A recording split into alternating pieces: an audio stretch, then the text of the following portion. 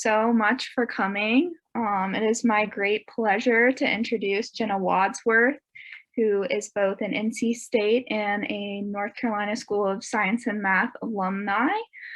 She grew up in Johnston County, which for those of you that live in Raleigh, it's the neighboring county, on her grandparents' farm. And I think that's informed a lot of her perspective on agriculture and food justice now. And she has served on the Soil, Water, and Conservation Board for over a decade and been the vice chair since 2015, as well as she was the Democratic nominee for North Carolina Commissioner of Agriculture and ran a very competitive race against Steve Troxler with a great progressive campaign that advocated for farm workers, supported small-scale farming, legalizing cannabis, and combating climate change. So I'm going to give her the floor for her to begin her presentation. Hey y'all, thank you so much for that. So today's presentation is called Hungry for Change, Fighting for Progress in North Carolina Through Agriculture, and that's because I truly believe that agriculture holds the key to addressing so many of the biggest problems that we're facing here in society. I'm just going to start with a little intro. My name is Jenna Wadsworth, and I currently serve the nearly 1.2 million people who call Wake County, our capital county, home as the vice chair of the Soil and Water Conservation District Board of Supervisors. I was first elected when I was a student at NC State, when I was a junior, go Wolfpack, in the year 2010. I was 21 years old, and I made history when I became the youngest woman ever elected to any political office in the state of North Carolina. I share that with y'all today because I think it's important to remember that you can start making transformative change at any age. It does not matter how young you are. You could absolutely do something that will make your community better. And I encourage you to go ahead and start today. Do not wait. And don't let anyone deter you from thinking that you are capable of getting engaged now. Your age is not a barrier to your ability to make that change. I was also the 2020 Democratic nominee for North Carolina Commissioner of Agriculture, and I spent nearly 2 years working day in and day out to win the seat so that I could begin to create meaningful change in the agricultural industry here in North Carolina, my home state. And while we didn't get the outcome that we had hoped for, I'm still here fighting for all of the issues that were and still are so important to the people who call our state home. Now, our campaign looked at bold solutions to addressing some of society's biggest issues, including climate change, food insecurity, criminal justice reform through the legalization of cannabis, which also would have provided additional economic opportunities for our small family farmers who for so often I feel like have been overlooked in comparison to larger agricultural groups and who have really faced the issue of consolidation firsthand. And we also talked about healthcare, rural broadband, and other things that would radically transform our rural communities while creating equity in places where for so long that is not a term that has been used to describe any of the sort of solutions that have been brought to those communities. And so my race was really about ushering in new and transformative opportunities to support family farmers like the family that I grew up in, to strengthen our rural communities, to protect our environment, and to deliver on our promises to our children. And so throughout today, I have a couple different videos I'm going to share with you and kind of using my 2020 race for Commissioner of Agriculture as kind of a touchstone for talking about what I thought was possible through agriculture, and so that I believe you can understand why I was inspired to run for this office because of my core values and beliefs.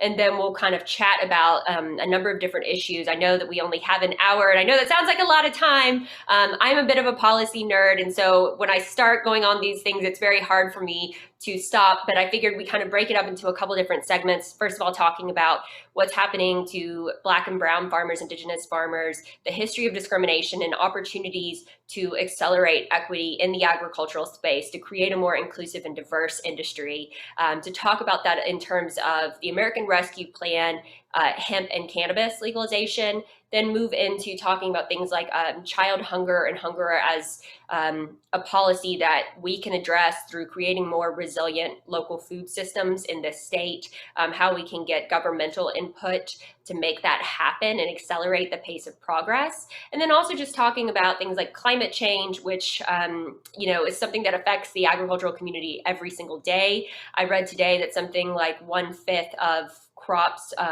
we're 1/5 less productive in agriculture today than we were a few years ago because of the effects of climate change.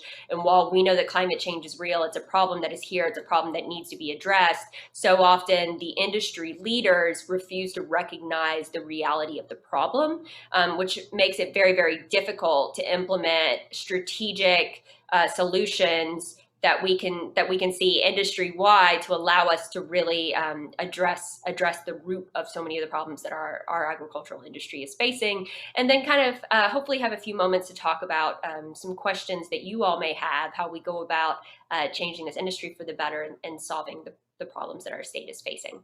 So first I'm going to show you really what was my campaign video. It's about 4 minutes long, just to kind of introduce yourself, introduce you to me, and see a little bit about my farm and my vision as a whole.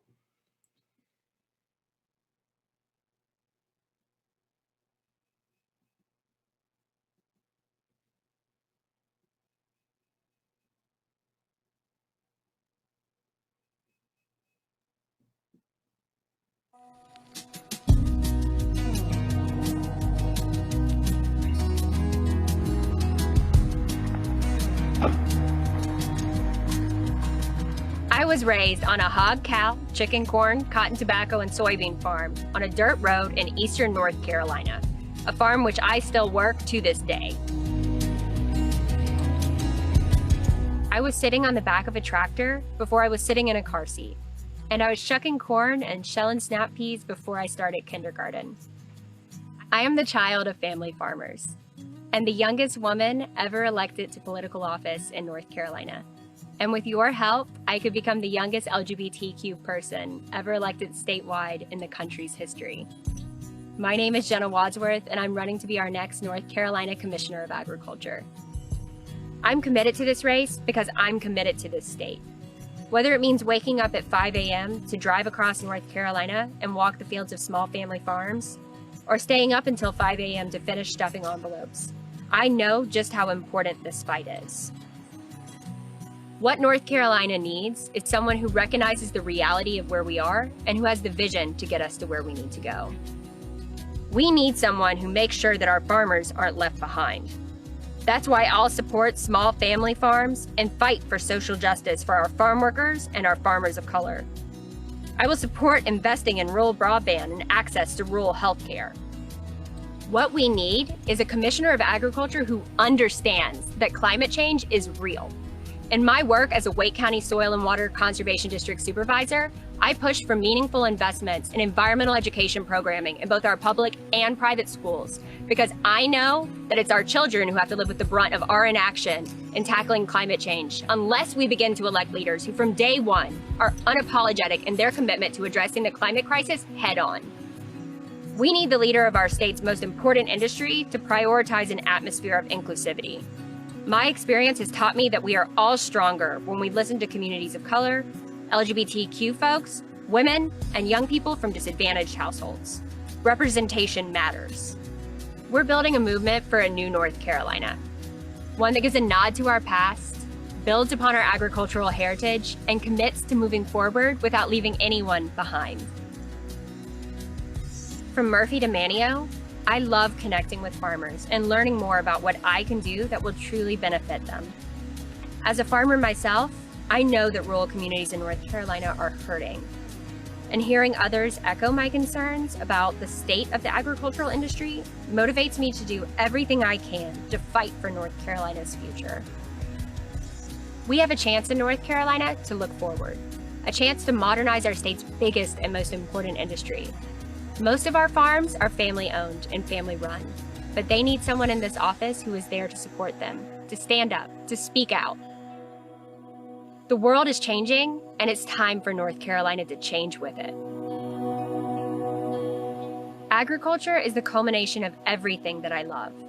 It's provided me with an incredible relationship to food and allows me to connect with the people I love, whether it's through making homemade biscuits for my campaign staff or taking farm-fresh fruits and vegetables to friends and family. Agriculture is in my blood, and I'm ready to take an industry that's largely been left in the past and move it into the future. I'll be on the front lines of this fight, but I need allies. So I hope you'll join me in this fight to create a more just, sustainable, and equitable future for every single person who calls North Carolina home, because we all deserve better. And this November, we can have better.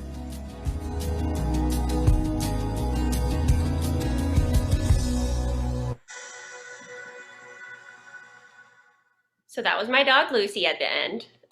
Pretty partial to her. And what I just want you to take away from that is we ran this incredibly different campaign. It was probably the first time the word social justice had ever been used by someone who was running for Commissioner of Agriculture. And, you know, I know that change can be scary, but I truly believe that people are hungry for it. I think that there's too much fear in our lives, especially during this past year with this COVID-19 pandemic. And I truly believe that people want to look forward and know that there is a better future on the horizon. I think that people want to know that fear isn't what is motivating our decisions or driving the industry's decisions, but I think right now that is where we are in agriculture. And so part of the reason why I ran and part of the reason why I am still involved in food justice work and in equity in agricultural spaces is because I think that we have all seen, if we've really opened our eyes, we've all seen what the world looks like under the tenure of current leaders in the industry. We know it's not enough. We know it's not enough for our small farmers, for our Black farmers, for our veteran or our queer farmers.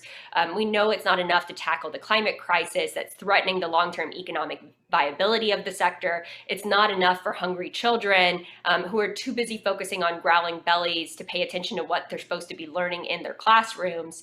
It's not enough for our Latinx farm workers who make up the backbone of this industry, but whose dignity and well-being has not been prioritized over corporate profit margins during this COVID-19 pandemic. It was funny to me because I am not a particularly large, mighty, or strong physically strong person, but I was seen as such a threat by these industry leaders and by people on the campaign trail.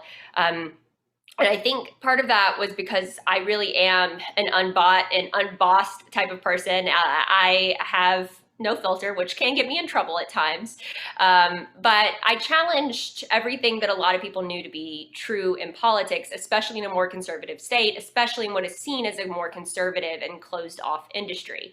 And I truly believe that, you know, as our moderator said, I helped bring about a new generation of folks who traditionally were uninterested or unexcited by this race and made them realize the potential within this industry as a whole.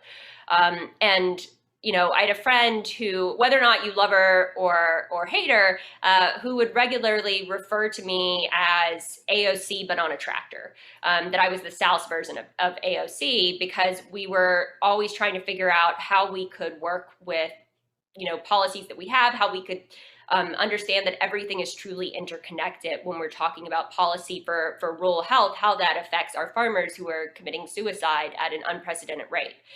How we could talk about, you know, not addressing COVID-19, what that meant for farm workers who were in the thick of it and having to continue to report to work since agricultural workers were considered essential employees during the pandemic.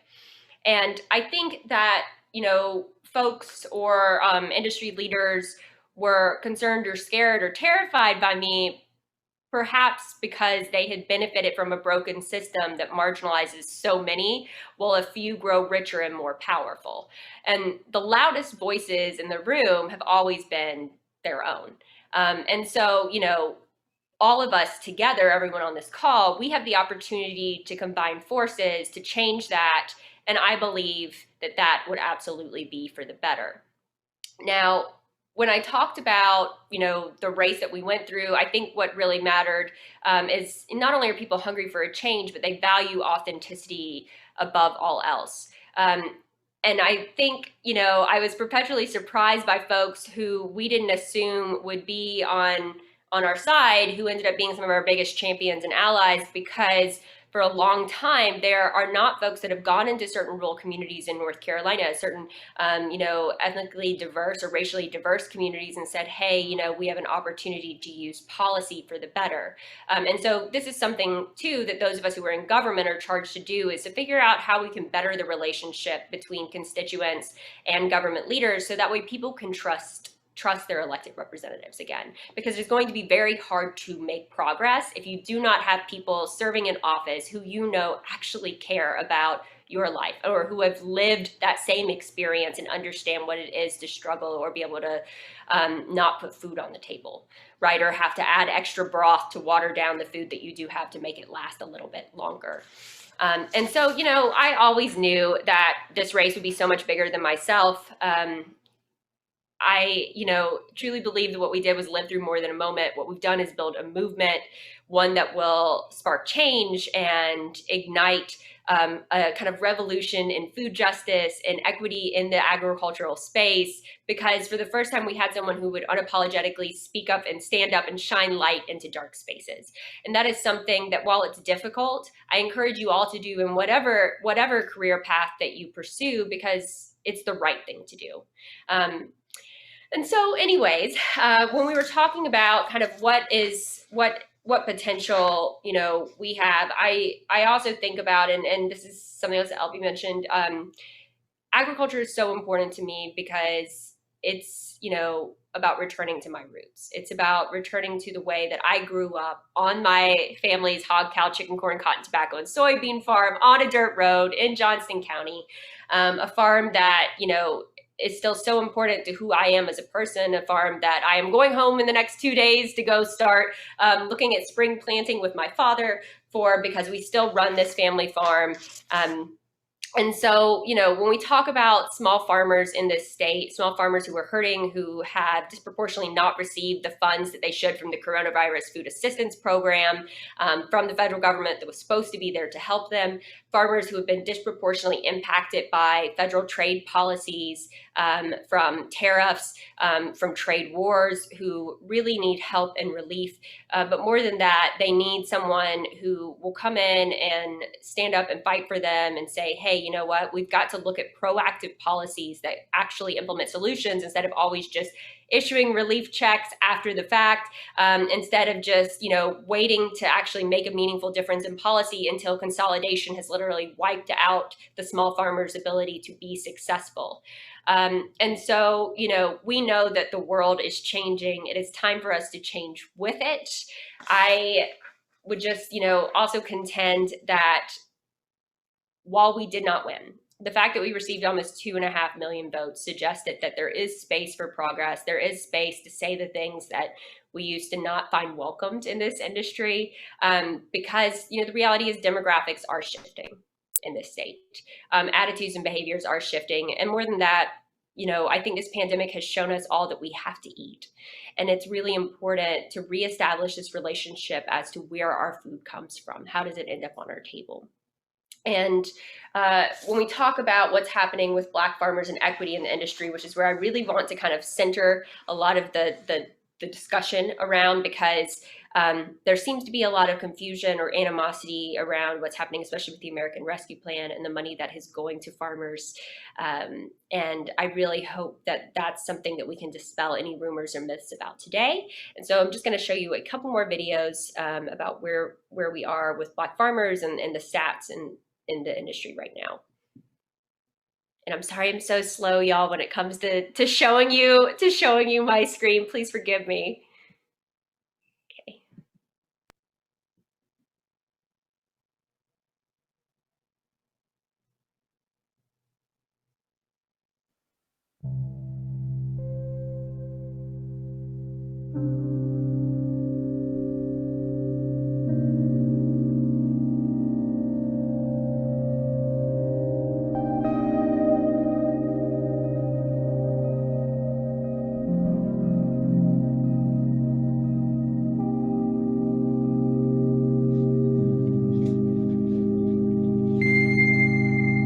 Black farmers in this country own 1/10 of the land now that they did a century ago because of a dirty history of discrimination on part of USDA, the Farm Service Agency, predatory lending practices, or lack of access and awareness to the resources that would be available to them. And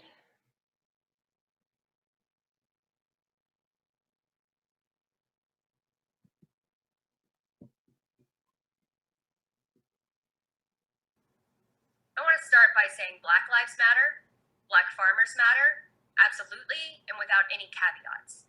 And I encourage you to read the op-ed that was published by the Fayetteville Observer that I wrote after Juneteenth, talking about the plight of our Black farming community in North Carolina.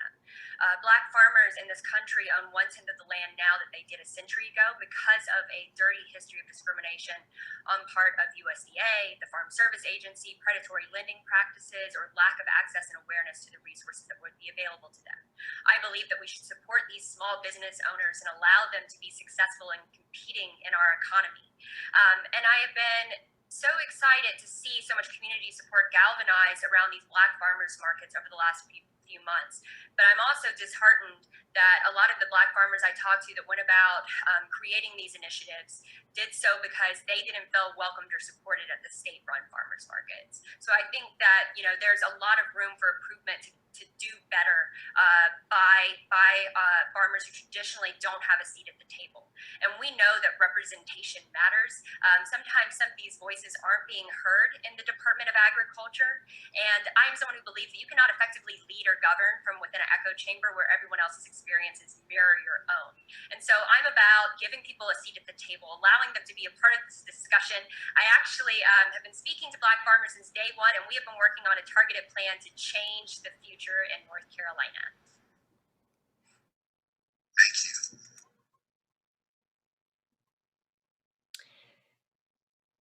So, I absolutely do believe that Black Lives Matter, Black farmers matter, absolutely, and without any caveats. And I just want you to know this is the starting point for this discussion. I also want to give credit where credit is due. I am so grateful to have had the opportunity to be mentored by Black women who have been policymakers who have an agricultural history in this state. Stella Adams, who was the first Black woman ever elected to Soil and Water in the whole state of North Carolina, and then her daughter Danielle Adams, who served as a Durham Soil and Water supervisor, were my mentors, who really encouraged me to get engaged and to run for Soil and Water and then to run for commissioner, and who helped inform me and write my policies regarding what was happening to, in particular, Black, brown, and Indigenous farmers in this state. For people who don't know, back in 1920, there were roughly 1 million Black farmers in this country. 1 in 7 farmers in the US were Black in the year 1920. Today, that number has shriveled to just under 2%. So just take a moment to digest that and think about everything that had to happen along the way to make that the case.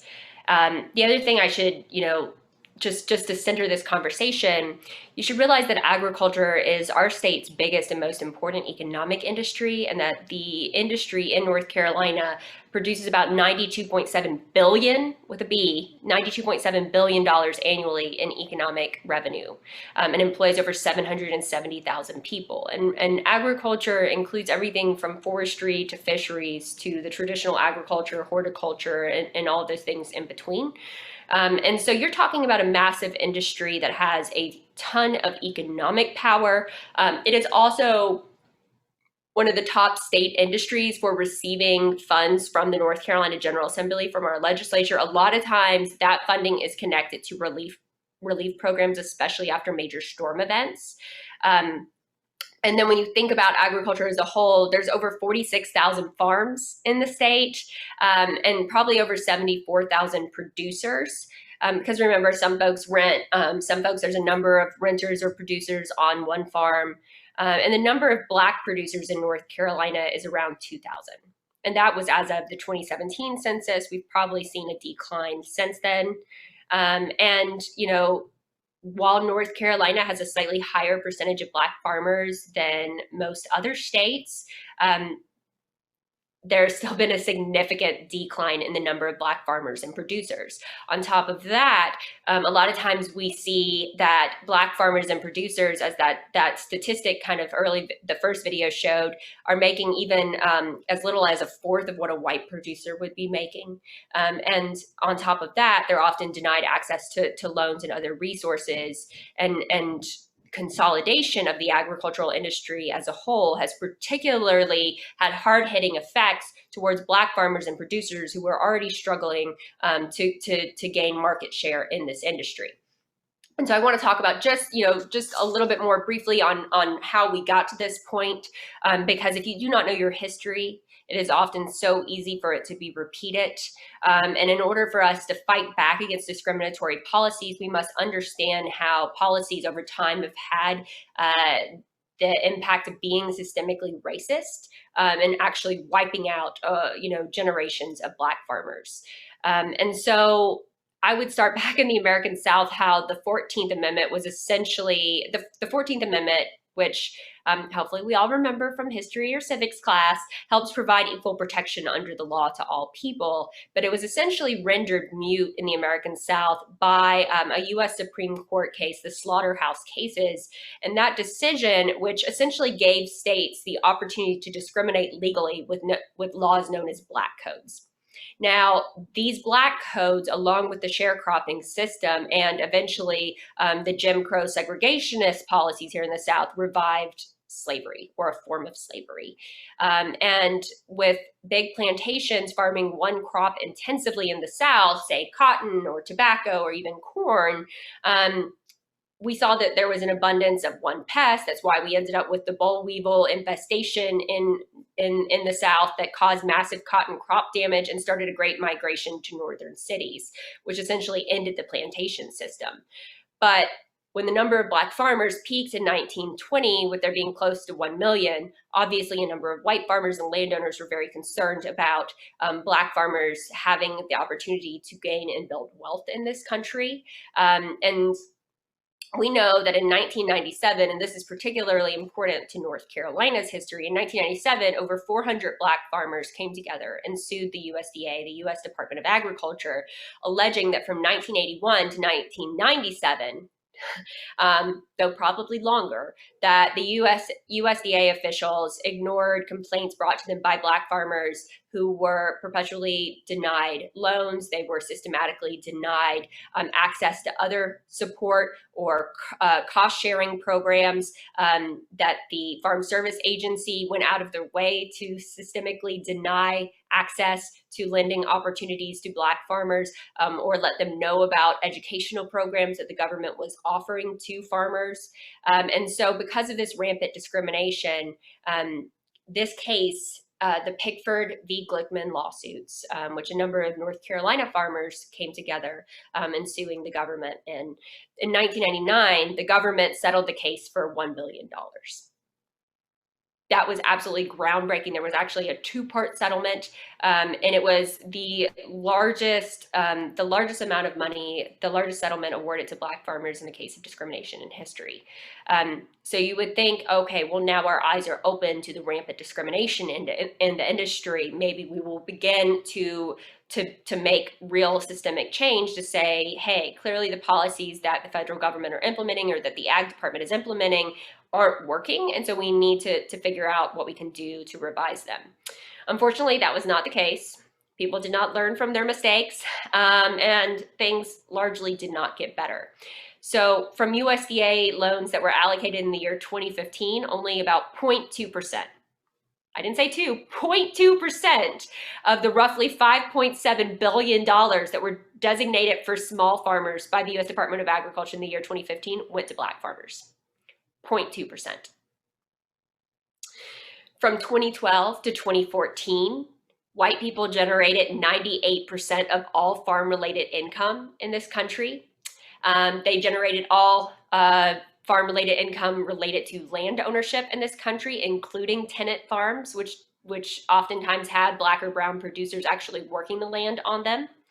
And white people generated 97% of the income that comes from operating farms.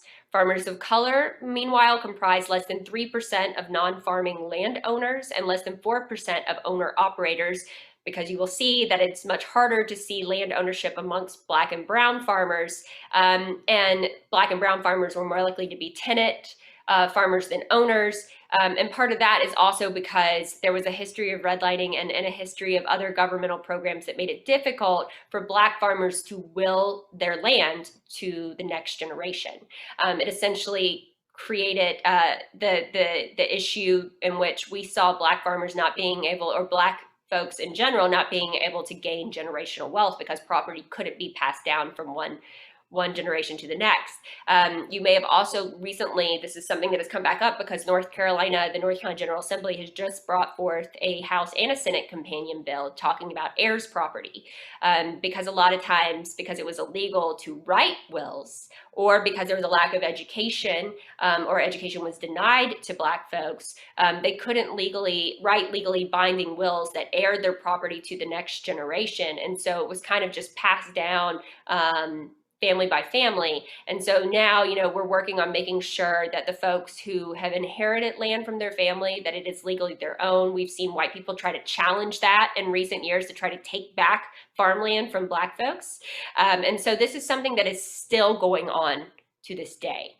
It is the year 2021, and we still see major discrimination amongst Black farmers. And I find these trends absolutely unacceptable. It is time to address them. The American Rescue Plan that was just passed by Congress and the new administration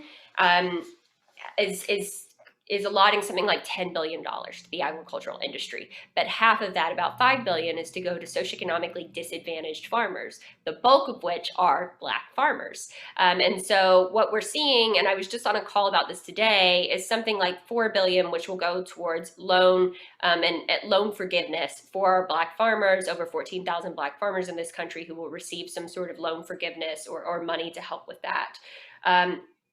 It's still not enough. And I recently was called on multiple occasions a racist by a number of white people who were saying that I was racist against other white people, bless their hearts, because I was excited to see Black farmers finally getting some sort of funding and relief programs from government services and from government organizations who for so long have denied their existence or denied opportunities to help folks be successful. And as I alluded to in that forum video, these are small business owners. And I mean, a lot of times language and rhetoric is very important.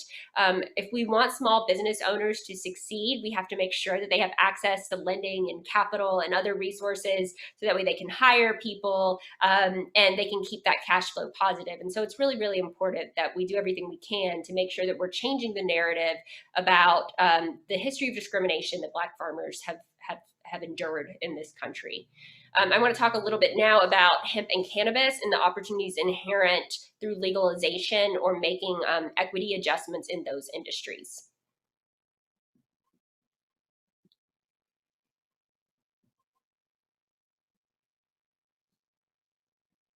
Okay, hold on. I don't know why it's not showing the other video. Here we go. Hemp's already very popular in rural areas where tobacco was once king. You want to take it a step further and say it's time to legalize cannabis.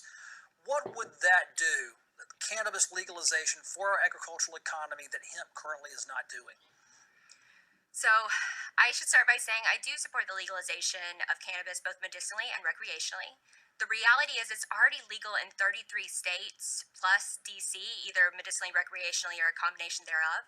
So it's not a question of if it's going to happen, it's a question of when it's going to happen. And when it does, I want to make sure that we create a just and equitable industry that actually benefits people who call North Carolina home, that benefits our small farmers, so large corporate producers from out of state can't come in here and buy up large swaths of land. And I think there's a huge economic opportunity for our farmers, for our rural communities, especially those who are facing the mounting opioid epidemic. There's the ability to put money back into the state's coffers to fund the things that really matter to us. Because the reality is COVID-19 has created some major budget shortfalls in places. And I believe that our budget should absolutely reflect our values and priorities in society. And this is a way to make that happen.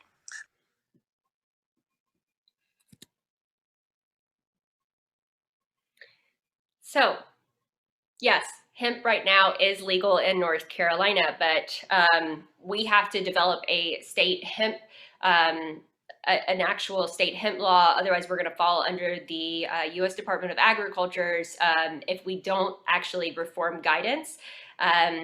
That's a whole other story for another day. I encourage you all to check it out and see what could be done, with the hemp industry. But something that was really, concerning to me is that when we created or brought the hemp industry here to North Carolina, when we talked about the opportunity to get licensed, licenses were relatively affordable compared to other states. I think it was something like $500 for a license to be able to grow for a year. But there were certain restrictions placed on those, on being able to get a license. One of which was if you have ever been convicted of a possession of a controlled substance, then you are forever barred and ineligible from competing in the industry.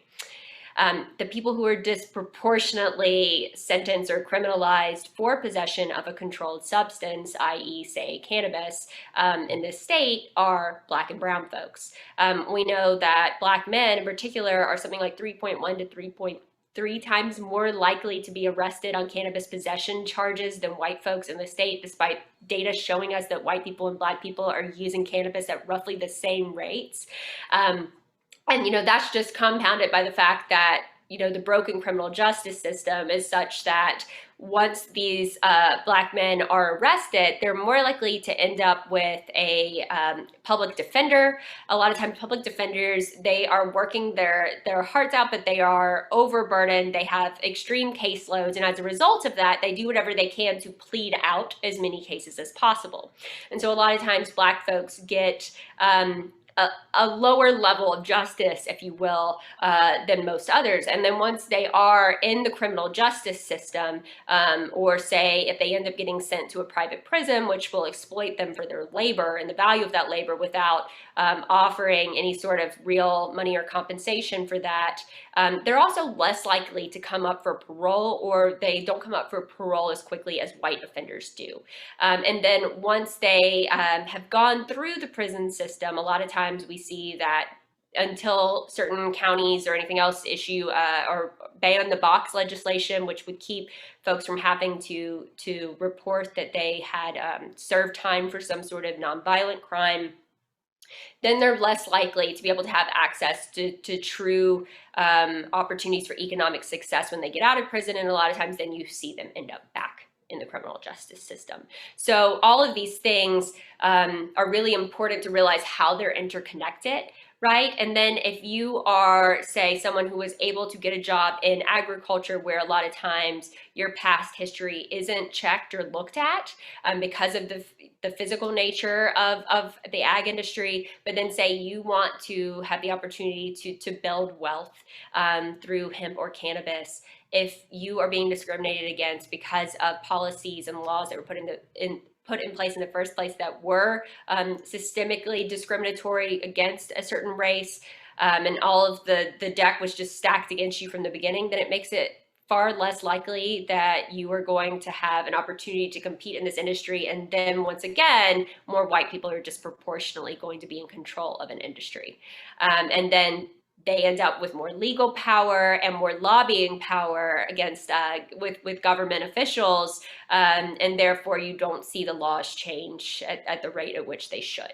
So everything is interconnected. What has happened centuries ago, what has happened 20 years ago, is absolutely impacting economic outlooks and justice for people today. The other thing to me about hemp is what's really problematic is we have a state industrial hemp commission, which gets to help verify or approve which licenses get approved in the state.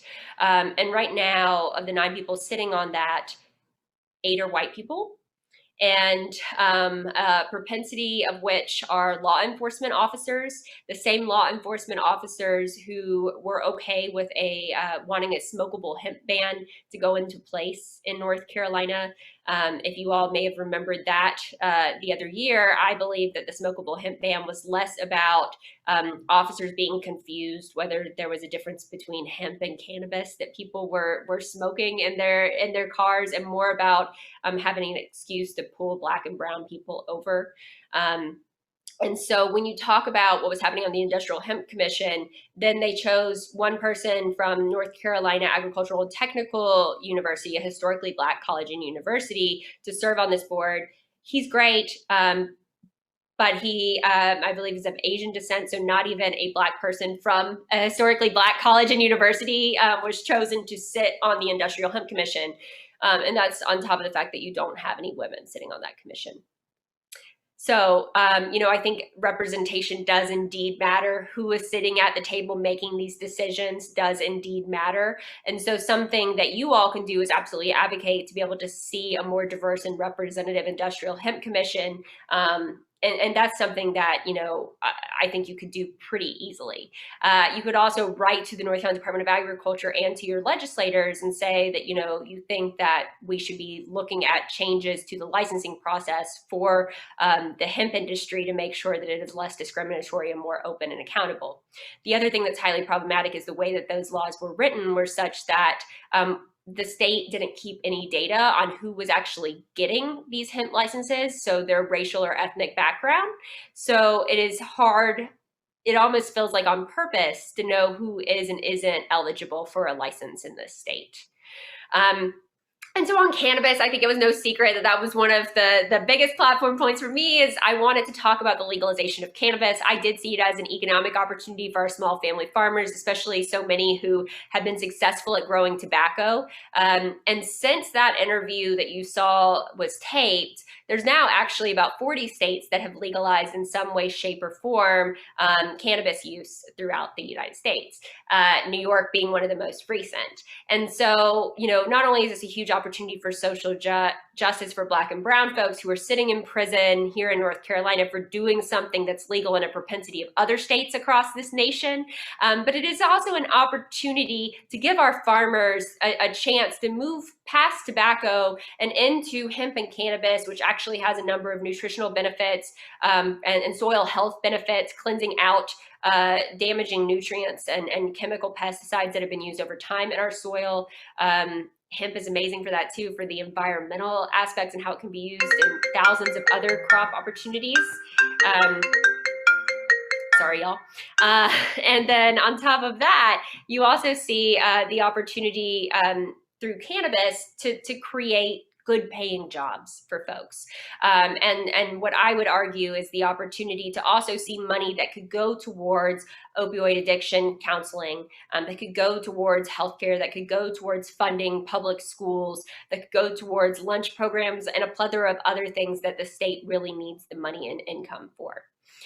Okay, moving into children and food sources, and I know that we're running out of time a little bit, y'all. But I think it's important to talk about where we are when it comes to SNAP, when it comes to hunger in this state. We are the third most agriculturally diverse state in the nation. We are growing a plethora of different crops, but for some reason, we decided not to prioritize the health and well-being of our population, of our children. Something like 1 in 7 North Carolinians are struggling with hunger at any time. And 1 in 5 of our children don't know where their next meal is coming from. I also encourage you to think about hunger as a national security issue, because the children who will go on to serve in our armed forces, who will go on to lead government, they aren't receiving the adequate nutrition they need at a time when their brains and their bodies are developing, when their muscles are developing. That is putting all of us and our nation at a detriment. And so I think it's really important that we all look at any opportunities we have to make meaningful investments in hunger in the state. A lot of people may not realize, or there's a lot of stigma around the type of people who receive SNAP benefits, Supplemental Nutrition and Assistance Program, used to be known as WIC. And so 40% of the people who are receiving SNAP benefits have children in this state. That's why it's even more important to really fund reforms to the SNAP program. And I just want to show you another clip about food insecurity in North Carolina.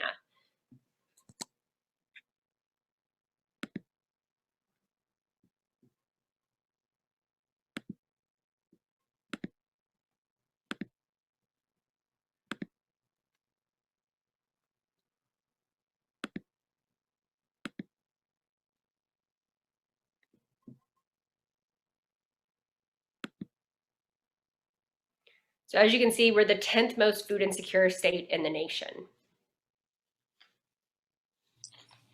After every disaster that we've had in North Carolina since I've been the commissioner, we have responded with USDA food through our food distribution division in Butner, North Carolina, and it makes you feel so good to be able to get this food in. I know in Florence, we were able to get food into Wilmington when nobody else could. We work with organizations like Baptist on Mission to feed people during disasters, but we also deliver food to the food banks in North Carolina and the feeding institutions and the schools. And I'm proud to say that this past year, we delivered over $130 million worth of USDA food, which is an all-time record for what we've done. But we also have got some new programs that we're going to bring in to make sure that we have a resilient food economy in North Carolina. First, we have $20.4 million that we'll be investing in harvest capacity at our smaller harvest plants and medium-sized harvest plants where animals are prepared and brought to the table. We think this will help a lot of small producers and medium-sized producers sell directly to the public. We have a program called our farm feeding program where people sell directly to the public. Also, we're going to be working with RAFI and with Carolina Farm Stewardship on a program that will help our smallest farmers markets in North Carolina. We have $750,000 to do that. I look forward to distributing this money. Building a more resilient food system won't only benefit our farmers, it'll benefit communities throughout the state. And so in North Carolina, our whole population is actually several percentage points higher when it comes to food insecurity than the U.S. population. And that's an even higher number for our children, with 1 in 5 children in North Carolina not knowing where their next meal is coming from. And when we talk about COVID-19, I think it's just highlighted further exacerbated existing disparities within our very broken food system. Again, 4 out of 10 Black and Hispanic families right now are struggling with food insecurity during COVID-19. People are out of work at record rates, and they're having to rely on food banks and nonprofit partners at unprecedented rates in North Carolina. And it's been really amazing to watch some of these nonprofit partners step up, but it's unfair to ask them to continue operating at that level when we have other tools and resources available to us that we're just not using effectively. So I actually pushed for legislation that became Senate Bill 776 that would have helped to make a more resilient food system here in North Carolina and would have helped benefit farmers with a tax credit to donate their food to nonprofit partners and get that food to where it needed to go. However, there were people in the legislature that were unable to put aside partisan ideology in order to create policy that would actually make a difference in people's lives. And I think that we absolutely can do better by investing in small and local food systems, by working with federal partners to extend the minimum benefit for SNAP. And for every 1 person that Feeding America could feed, SNAP could feed 9 if we fix that program to be more effective.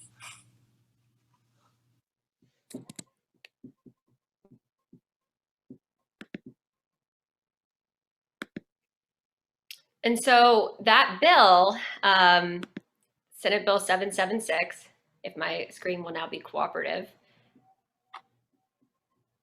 I can get to where I need to. So Senate Bill 776 essentially was a bill text that, I thought had the opportunity to make a tangible difference in our state, to talk about feeding people. It's naive to think that, these natural disasters are only ever going to happen once. And so what this bill would have done, and I love NC State, I'm a good NC State girl, but what it would have done was it would have helped send money to North Carolina A&T, so a historically Black college and university that a lot of times gets overlooked, even though they're doing groundbreaking work, especially when it comes to urban food systems. And this bill would have provided a tax credit of something like up to $100,000 to farmers who were donating produce and getting this, thousands, tens of thousands, or hundreds of thousands of pounds of produce that were just going to rot in fields during the pandemic to the people who disproportionately needed it the most. And so bills like this, and I think that we have the opportunity to talk to members of our legislature to look at a version of this bill that we can have no matter the year, that would work to be able to change our supply chain system. Because you know, we learned, especially early on in the pandemic, if you went to the grocery store, you saw those empty shelves the first couple weeks after the pandemic. It was shocking, it was heartbreaking, it was scary. We know that the food supply system the supply chain is broken. And we know that because we've disproportionately seen consolidation in this industry year after year, it's made it harder for smaller farmers to survive. By building more resilient local food systems, I truly believe that will help impact the health and wellness of all of our communities. A lot of times food travels 1,100 to 1,300 miles before it ends up on your plate. Think about the environmental cost of transporting food that far as well. Not to mention how much food gets thrown out along the way. That's also why I'm a supporter of ugly produce programs that take produce that traditionally is not seen as beautiful enough to make it into your grocery stores, and seeing that food, which is still highly nutritious, being used in things like soups and stews and everything else, maybe for our children's lunch, instead of a third tier food product, which is what often goes into school lunches. So if any of you all grew up and you were unwilling or not excited about eating school lunch, it is understandable, because you were receiving a third tier product that, you know, nothing else could be done with. And so this is just another kind of part of that conversation that we had at this nonpartisan forum put on by RAFI and Farm Stewardship Association.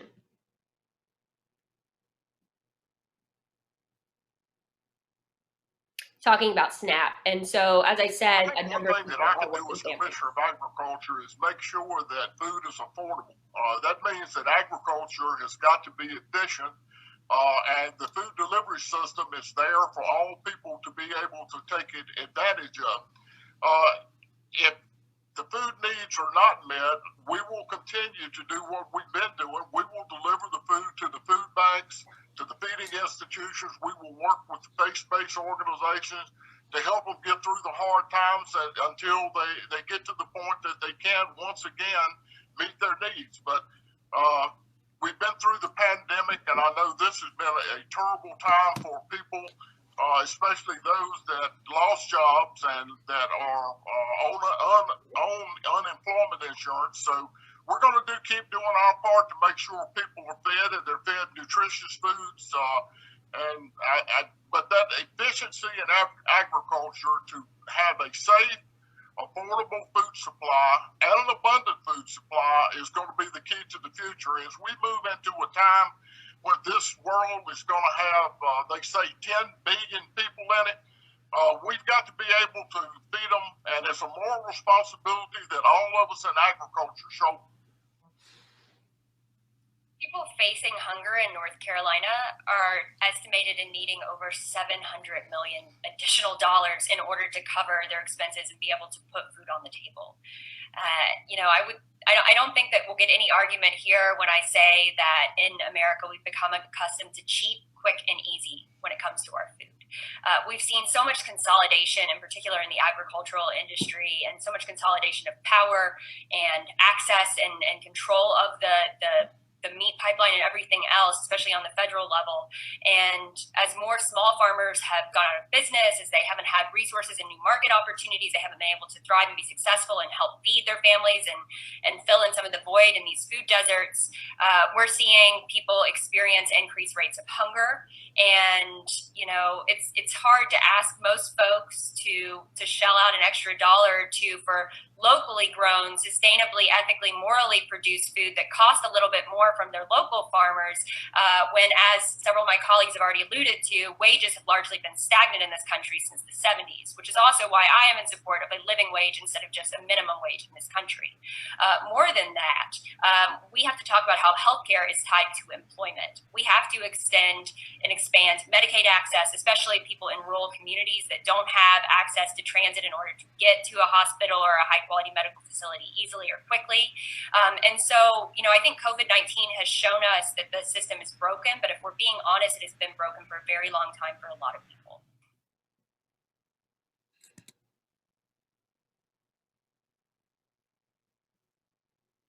So again, this idea that everything is absolutely interconnected.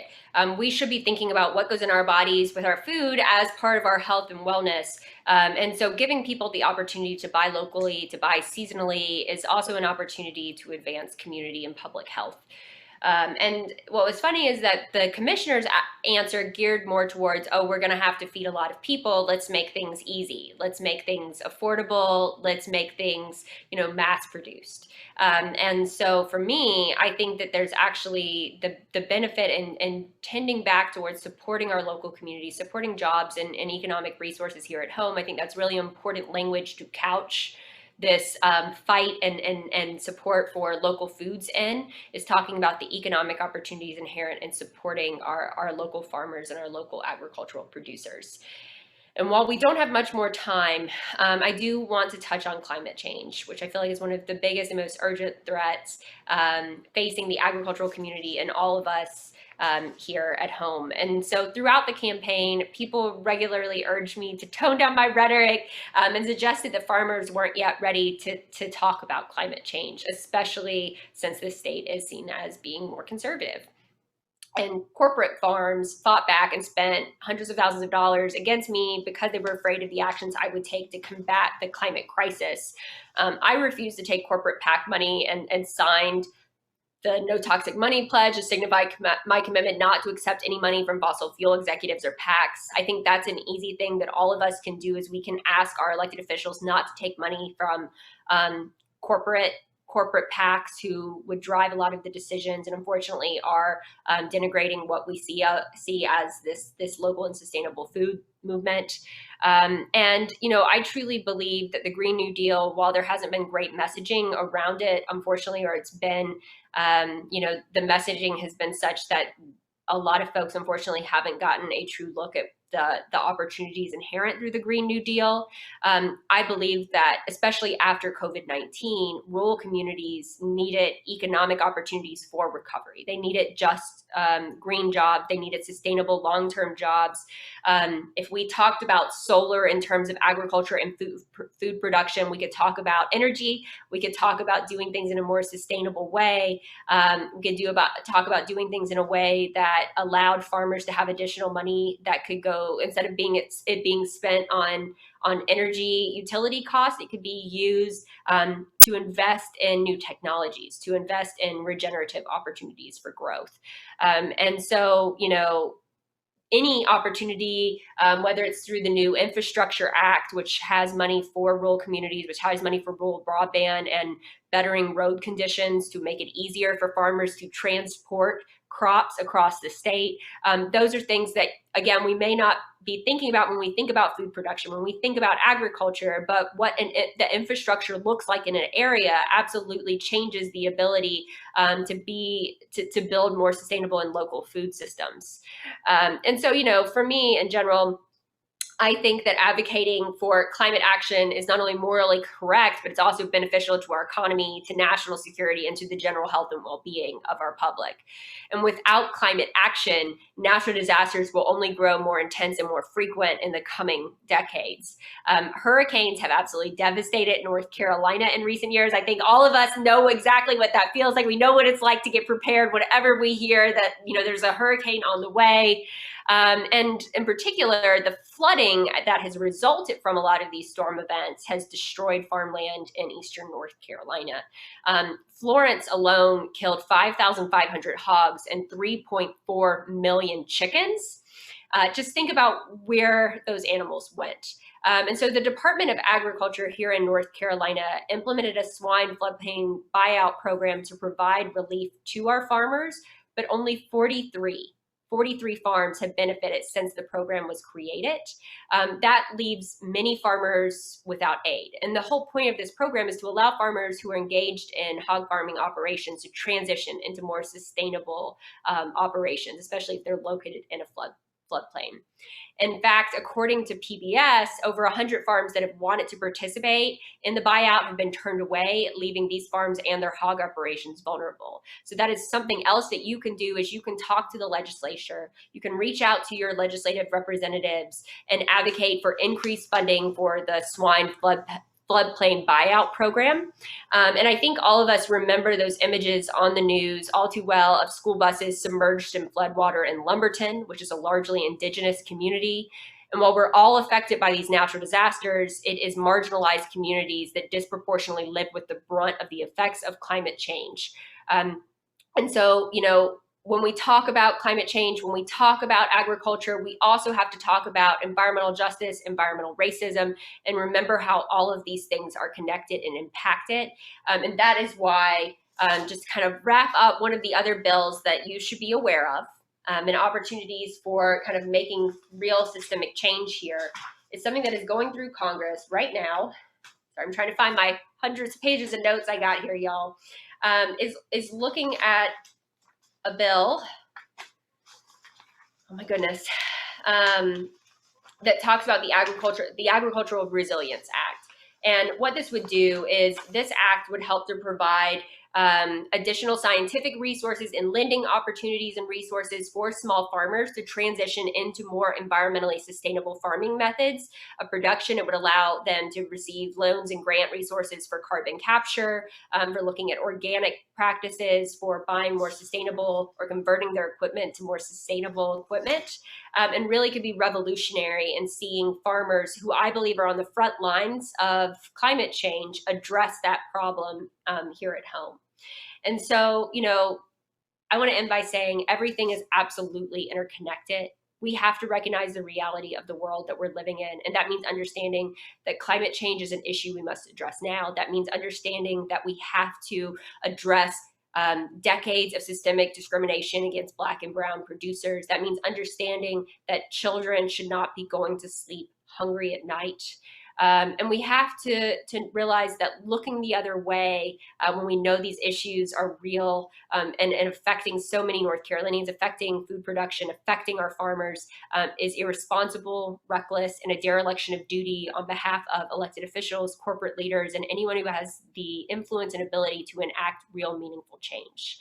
So leadership starts at the top. Until we begin to elect leaders who are adamant about addressing these very big issues, it's going to be hard for things to change. But in the meantime, we must do everything in our power to fight back against these intersecting and interconnected crises if we want a future that offers hope, prosperity, and good health to the generations that come after us. And again, while I wasn't victorious in my race, I'm still working with organizations nationally to organize elected officials across the country to fight back against climate justice. I am working with organizations to provide grants and opportunities for regenerative agricultural practices throughout the Southeast. And I'm working with my mentor, Daniel Adams, to create equity in the hemp and cannabis industries, starting in North Carolina and hopefully the whole Southeast region for Black farmers and producers who want an opportunity to be economically successful. And so, look, together we can all fight for our future. We can fight for the generations that come after us. We can fight for our planet, and we can start fighting today.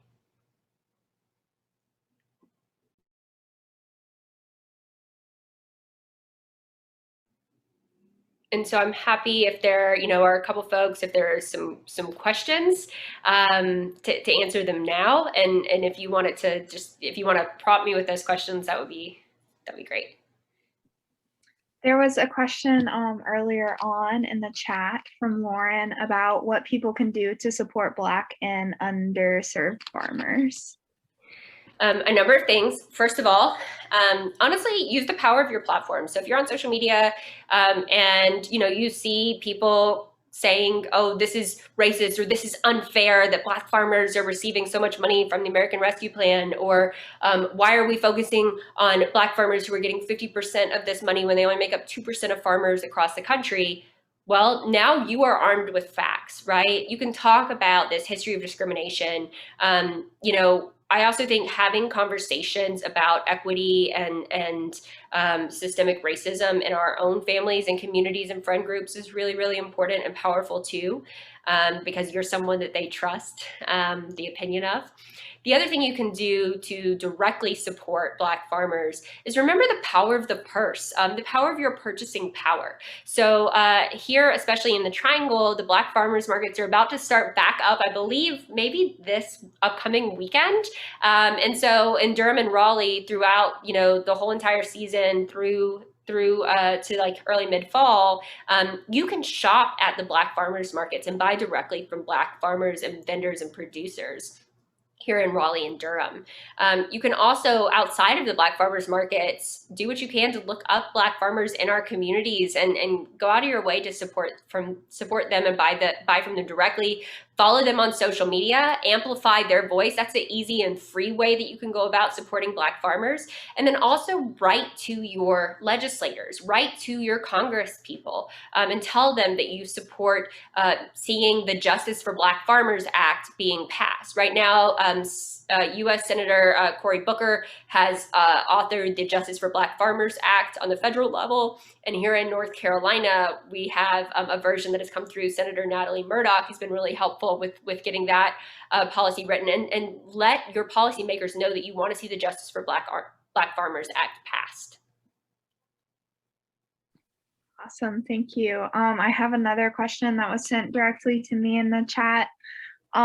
With the possibility of legalization of cannabis, will there be a plan in place to allow Black farmers to be at the forefront of the rollout?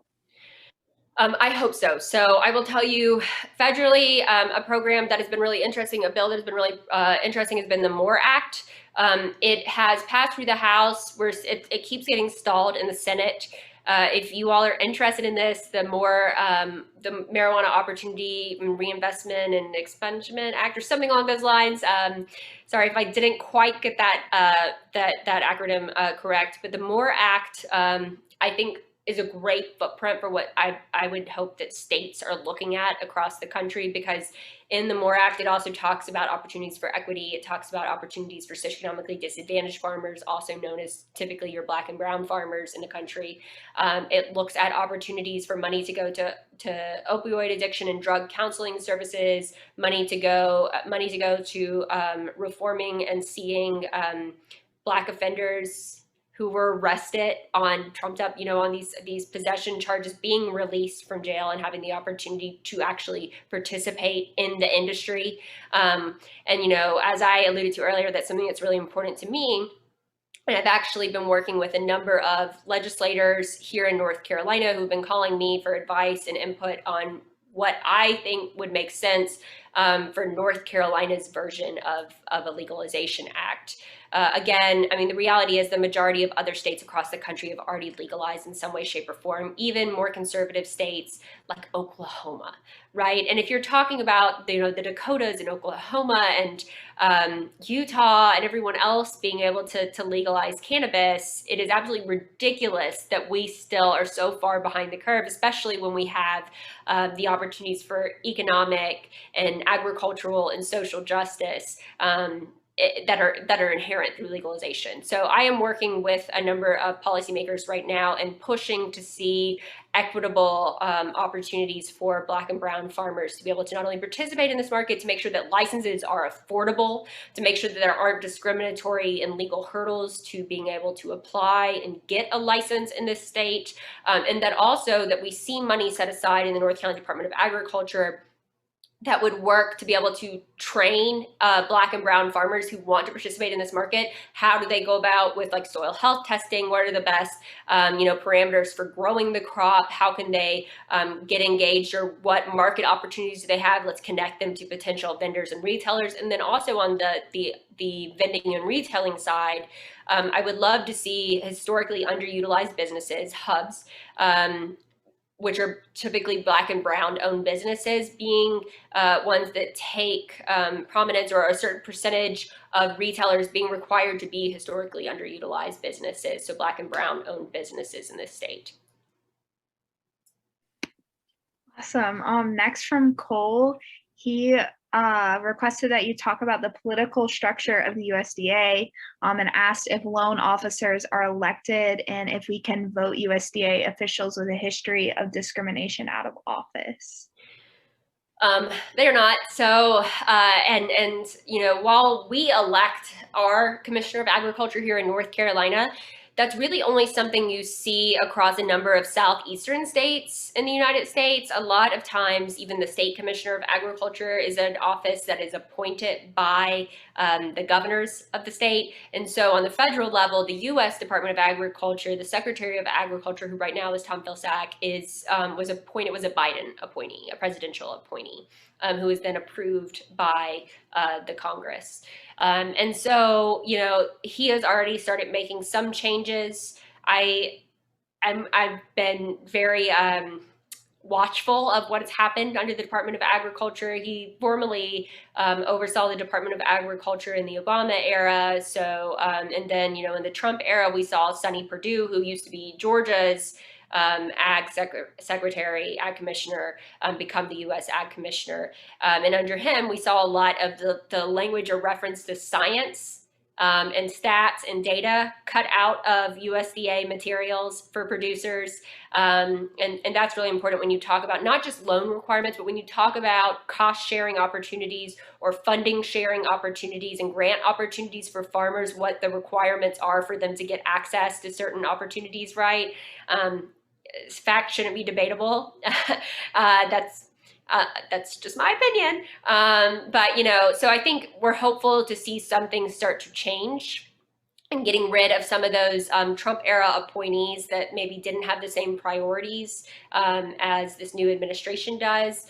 But as far as loan officers, I think that, you know, Secretary Vilsack has made a commitment, as has the new president, President Biden, to, you know, exposing this history, this country's history of discrimination, especially in regards to governmental programs, and doing everything we can to create equity through these programs. And I think that what we saw, the money in the American Rescue Plan, such a large percentage of it going to Black farmers and socioeconomically disadvantaged farmers, is a great first step at beginning to address some of that discrimination. And the other thing that I will just flag for you, the Coronavirus Food Assistance Program, CFAP, that I alluded to earlier in my presentation, when it was you know, originally created under Sonny Perdue, we saw a lot of that money that was supposed to go to small producers disproportionately going to larger producers. The CFAP program has just been reopened in the last couple weeks and is being reopened again for a short window, with a focus on having Black and brown producers applying for that funding. So I think that is another promising step towards beginning to see more equity from the federal government in programs designed to see Black and brown farmers succeed. Great, thank you so much. And from Kirsten, what are your thoughts about community gardens as a means to create self-reliance in urban centers in North Carolina?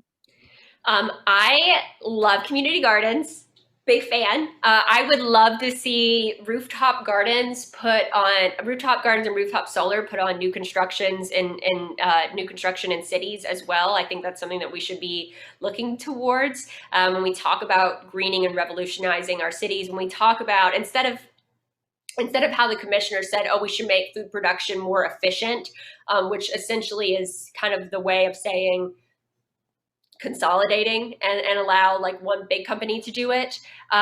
What we should instead do is encourage small scale production and producing food wherever we can, right? And have more people engaged and excited and interested in participating in our food systems. So not only community gardens, but one of the big things that I pushed for during the campaign was this line. I said I wanted to see a garden on every school ground, and I would absolutely still love to see that. And so, you know, schools in particular are somewhere that even in big cities, a lot of times still have access to green space and yards. And what if we taught our children how to grow their food? If we let them understand and build a relationship with where their food comes from, not only do I think they'd have more respect for our farmers and producers and understand just how important it is that we support local and resilient food systems, but they would also understand the inputs necessary to create a healthy product. And so I think that also gives them a way to teach them about climate change and climate justice and then food insecurity. And so then use that community garden as an opportunity to provide food to people who need access to whole produce. I wanted to see our legislature reform the way that we were feeding children in general. I wish that we an idea I had was to create a program that would allow our legislature to essentially subsidize ag without thinking of it as a traditional subsidy. So pay our farmers here in North Carolina to produce the bulk of the food that ends up on our children's lunch plates.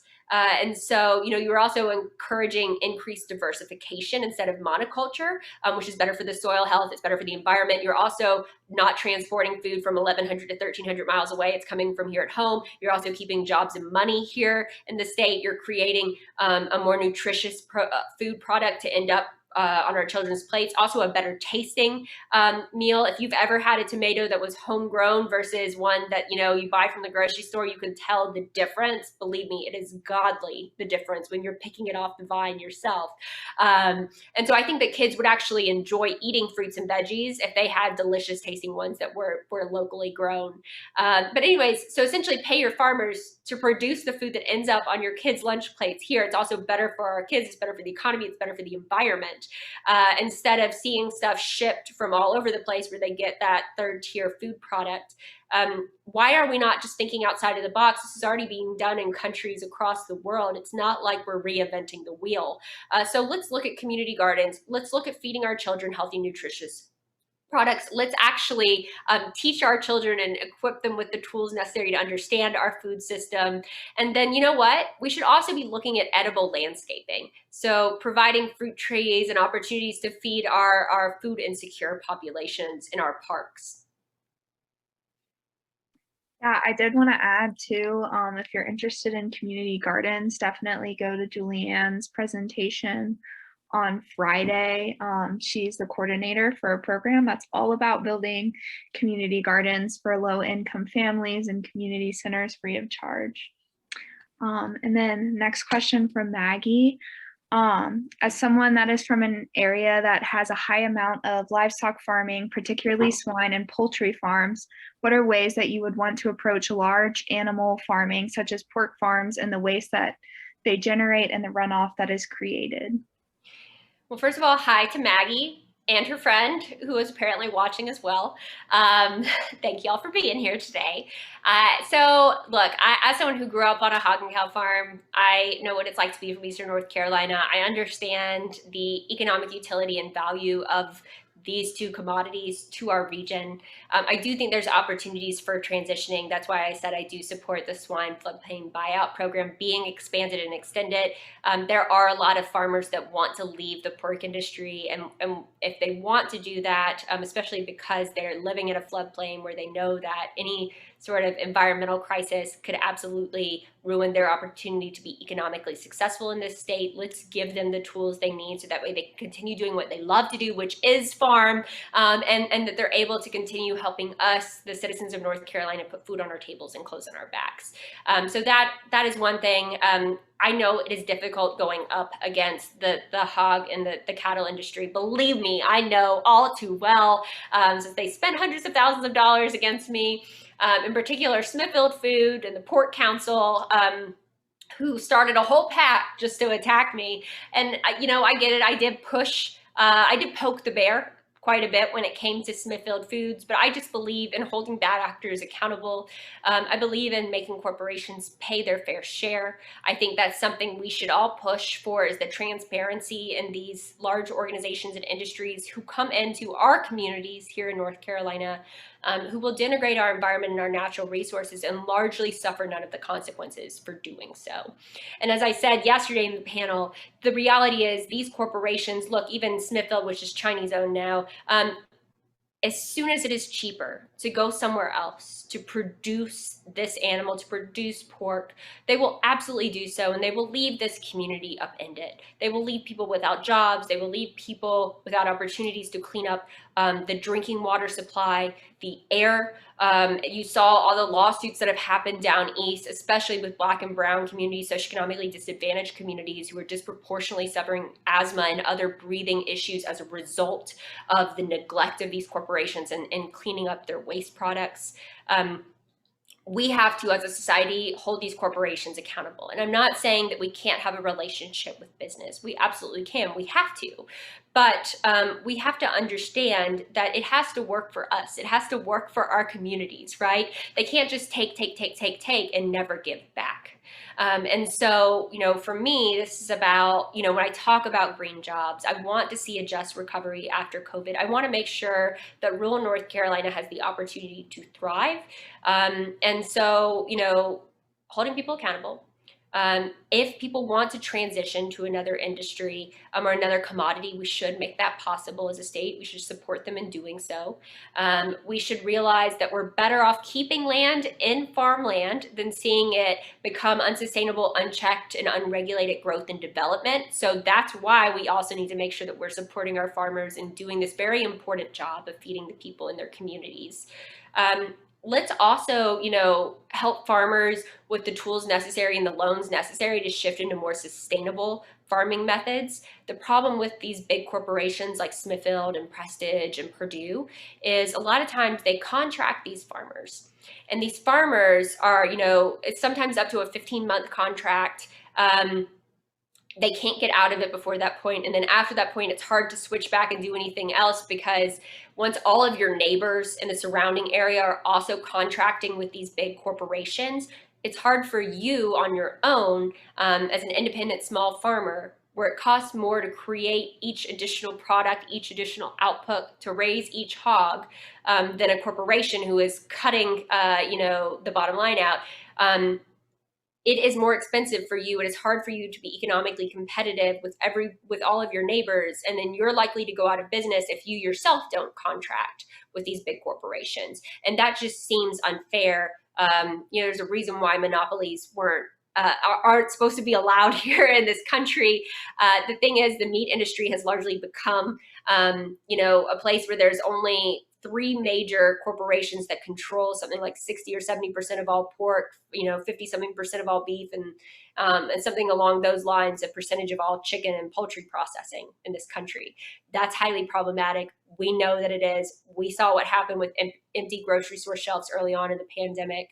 And so, to me, this is, again, an argument we have where we encourage people and members of our community to buy local from our small farmers who are working hard day in and day out to do things the right way, to do things in a sustainable way, to make sure that they're, paying people that are our friends and family members, people we go to church with, people that we've gone to school with, people that our family has known forever. So using the power of the purse too. So I know that was a long-winded answer, but there are small and big things that we can do. And so depending upon who you are and the institutional will that you have to fight back, I wanted to give you all an array of potential solutions to go about addressing this very big problem.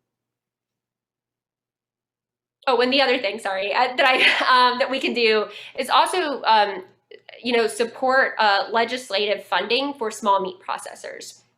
So we saw in the pandemic too that, especially with all the outbreaks at these big meat packing plants, we saw these COVID-19 outbreaks. We also see the way that Latinx workers are treated and denigrated too, and not, treated like human beings and respect it and treat it with the dignity that they deserve. So that's something else you can call out, and you can push for Congress to make sure that they're fighting back against. But we should support small meat packing facilities who tend to do things in a more environmentally sustainable way, who tend to treat their workers better. And a lot of times small farmers who are doing things independently without contracting with these major corporations, they can't be successful in raising hogs or cows or lambs or anything else, meat animals, if they don't have access to a small meat processor nearby that is affordable. Because, if you're having to travel hours and hours to be able to get to a meat processor, that's, just really not beneficial to the health and well-being of that animal before it's slaughtered. It's also not economical for you. It's expensive to think about the fuel cost and the time cost inherent in having to travel further to a meat processor. Also, when the pandemic started, small meat processors started having up to 2-year waiting period. And that's really problematic because animals have to be slaughtered at a certain time before they get too large. Otherwise, can't, and then those animals are either just, their meat is just going to go to waste, or that farmer is going to have to continue paying to feed and house that animal, or put that, pasture that animal, and so using unnecessary resources that small farmers already have less of. Awesome. Well, thank you so much, Jenna, for giving your time to us. We're going to go ahead and wrap up the session because it is approaching almost 5:30 now. But it was really great to hear from you about all these specific bills and policies and all of this revolutionary work you're doing for agriculture. I would encourage everyone that's still here to go on our website and see if there are any other events that you're interested in. And by the end of the week, we should have a recording up, as well as we'll probably post some information about a lot of the policies that you talked about today. So thank you so much. Thank you so much. And I know a lot of people have jumped off, but you can always check out my website, jennawadsworth.com. We're in the process of updating it, but there's links to all my different social media sites, especially if you're on TikTok. I like to produce a lot of videos that are short and quick and informative about agriculture. And you can also find me on TikTok and Facebook and Twitter and Instagram. So thank you so much for having me. Absolutely. Enjoy the weather, everyone.